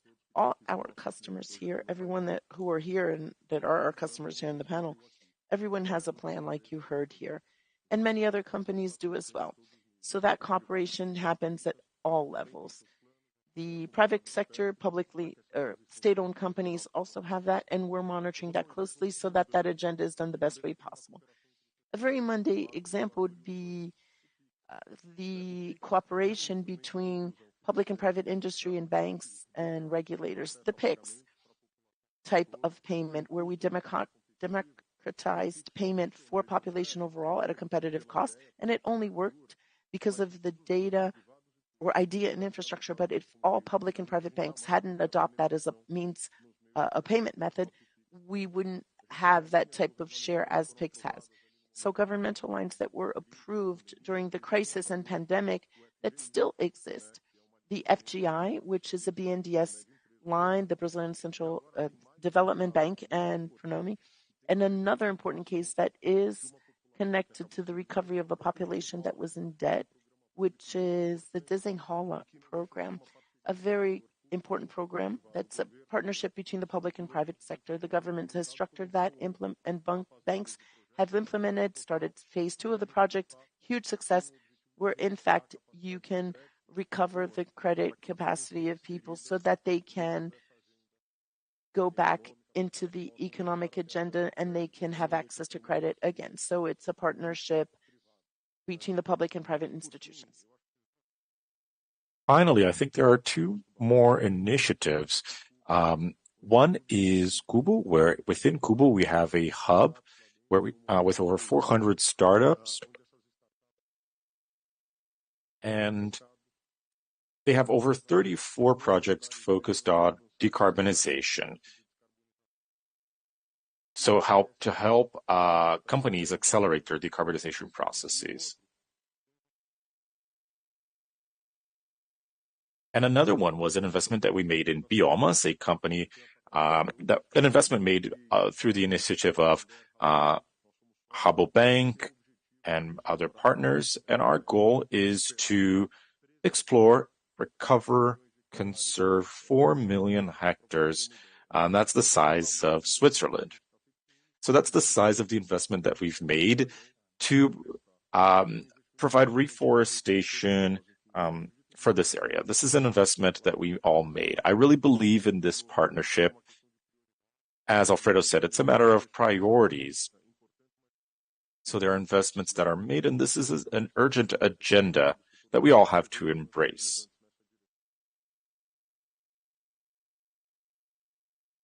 And yesterday was a record for Pix, right? 160 million transactions in all of Brazil. Yes, and it continues to have higher penetration. It's an initiative of the regulators with banks, and this has democratized payments for all of Brazil.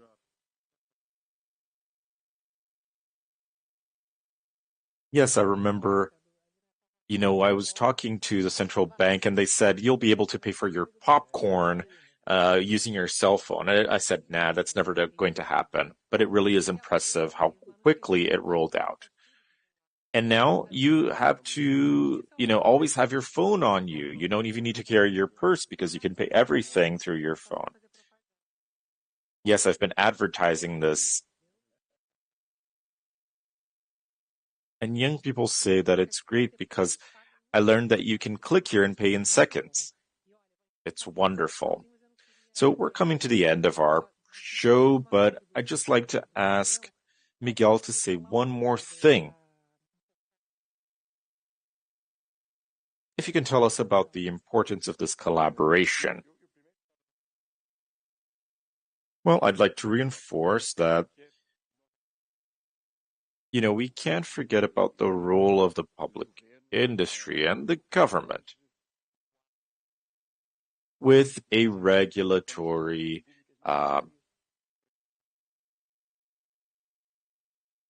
frameworks and all the investments that are necessary so that we can make our investments rationally. I think it's, an area that we're also interested in. New technologies. New technologies have been connected to a low-carbon economy for a long time.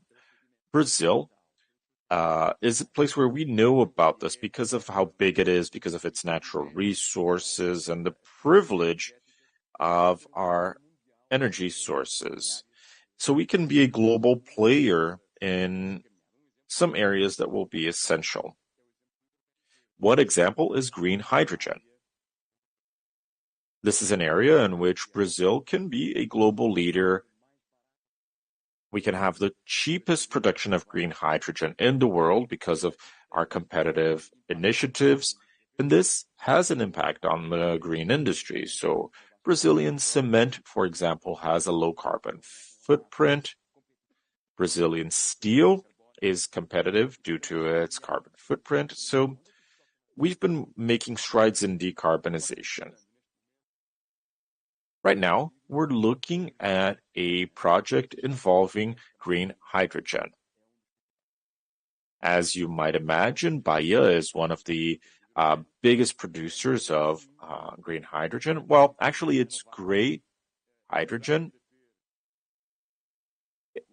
We will have some projects to help in this transition towards green hydrogen, and we can benefit it in an infrastructure that will require less maintenance, will have higher service quality, and will help in decarbonizing the transportation industry. So if we have a great regulatory framework, if we have a sensibility to this agenda, I think there will be a strong connection between the private and the public sectors.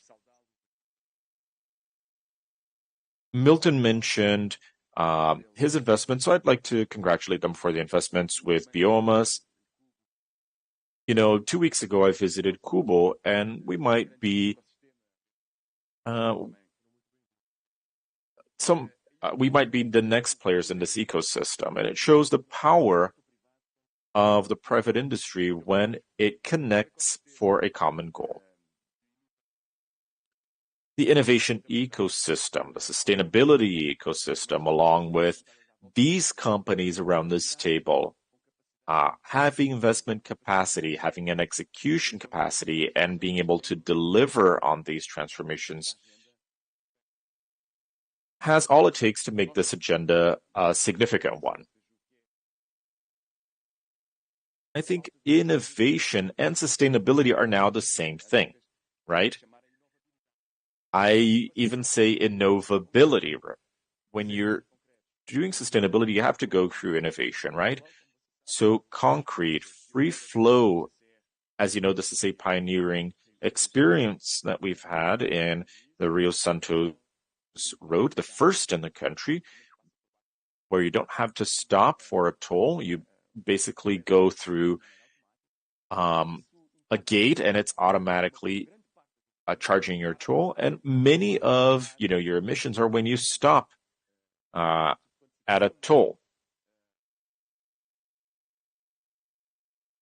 So when you have an automatic model, then that can contribute towards having lower emissions. Yes, it's great to hear about these concrete examples. Yes, it's not science fiction. Electric aviation is also a major example. We're preparing some of our airports. We've been adapting them to be net zero. And we have to prepare them for this reality. Drones, and we have a Brazilian company that is a global leader in electric aviation, and we have to start thinking about these opportunities. So sustainability and innovation are now the same thing. We know that we're doing good things when we're doing ESG, and of course we're creating opportunities. Right, maybe for the next Panorama we'll drive in with electric vehicles, and we feel modern already with this table. Yes, and another important thing, road safety. We were talking about an intersectorial collaboration, and this is a significant area. We know that one of the main reasons that drives us is having road safety. So we've been working along with other companies for this. Wow, I think people really have liked this panel. We had 1,500 people watching, so it's a pleasure to be here with you. We're coming to the end of Panorama 2023. But before we finish, we will hear from Lucy Souza. So Lucy has always been in Panorama. She is the chairwoman of APIMEC, one of the associations in the capital market, and she recorded a video for Panorama 2023. So let's hear what she has to say. Investidores e toda a audiência que está acompanhando o Panorama Itaúsa 2023. Eu sou Lucy Souza, presidente executiva da APIMEC Brasil, e gostaria de parabenizar a holding pelo seu compromisso com a transparência e pela parceria de 23 anos com a APIMEC. É com muita alegria que realizamos a entrega do selo Assiduidade Platina, representando o empenho da Itaúsa em estar sempre em contato com os seus acionistas. Olha, a gente já tem aqui, olha, que chique, Alfredo, selo físico para poder... Wow, here we have the stamp of approval for APIMEC. Yes, this will be for our gallery. Yes, it's wonderful to have had it for this long, right? We have millions of shareholders. It's a huge company. So having transparency, having contact with our investors is a part of our obligations as a publicly traded company, and we do it with pleasure. We're always accountable every year, not only in this event, but in most presentations, and we're very happy with this award. There are other companies. The bank has even more than 23 years of existence. CCR is a publicly traded company. Dexco also. Ageia maybe soon, right, Radames? So I think being a publicly traded company provides many benefits for society in terms of transparency, accountability, and responsibility. All right, so I think we're out of time. Before we wrap up, I'd just like to ask you to make a closing remark so that we can wrap up. What's your closing remark for Panorama this year? Well, when we look at this scenario, I think it's becoming more and more complex. So the secret for the future is to be resilient and to collaborate. I think continuing to be entrepreneurs with ethics, focusing on our clients, I think this is what will drive us in this journey. Right, Antonio? I'd just like to highlight that the fact that we have several nice cases and a structured effort in ESG did not happen by chance. It's a reflection of Itaúsa and selecting portfolio and managing how this is being inspected in the boards. So Itaúsa's portfolio management has been very important in ESG.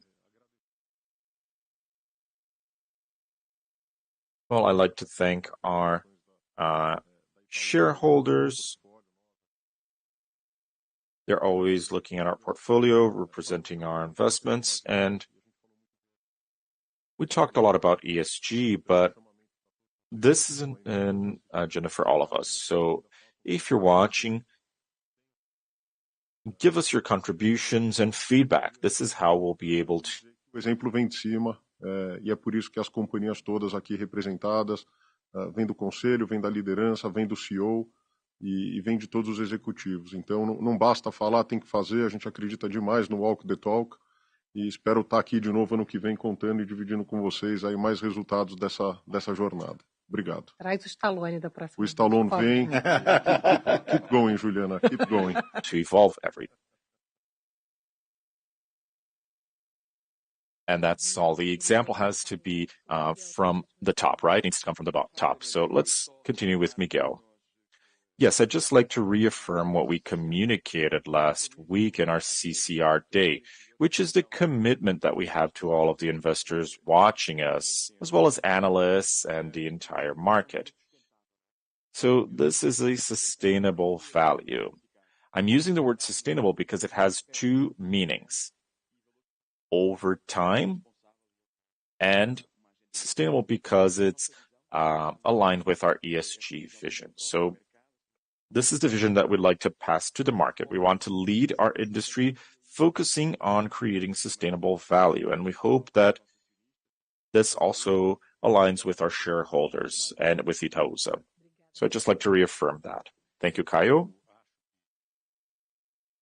Great. I think that next year, in alignment with the spirit and purpose that we've had for all of our companies, I hope that we'll have a year to celebrate in the next Itaúsa Day. Yes, we definitely will, right, Alfredo?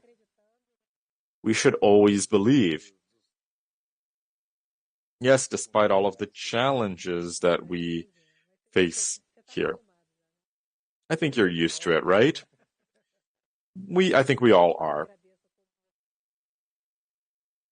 Thank you, everyone. Alfredo, do you have anything to add?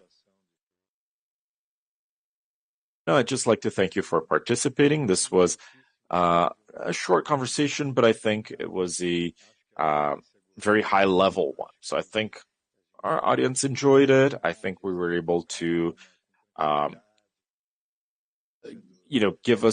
give you our messages on how we work, on our ESG agenda. And this has become more and more important to make our business viable. So I was very happy with these results from this meeting. And of course, this wasn't something we rehearsed. We always arrive here, and Juliana has some questions. We often get carried away. We talk a lot about different things. Yes, she likes to improvise, but I think it creates a good atmosphere. People were able to share their results and talk about their own agenda. So I was happy to see this portfolio having such great results, great policies, and such solid benefits to society. I think that's the most important thing. Great. So thank you for being here in this conversation. Thank you, Alfredo. This is our we're having an additional year together, so I think I really should be wearing your shirts. So in any case, thank you very much. Thank you for sending us your questions in social media. We'll continue to interact with you, and you can contact Itaúsa, access our website, and you can sign up and receive email communications and hear everything that's new with this holding and our companies. If you still don't follow Itaúsa on social media, now is the time. Our handles are on the screen. There's always a lot of relevant content. Again, you see our handles on your screen for Instagram, LinkedIn, and so on. So be sure to follow us. You can also submit your answers to our satisfaction survey so that we can continue improving. I'll ask Saloni to come during the next one. So you can use this QR code. And thank you once again for being here with us. This is a very important effort for our investors and for our country. You're investing in a company that has a commitment to our country. Have a great afternoon. We'll see you next time.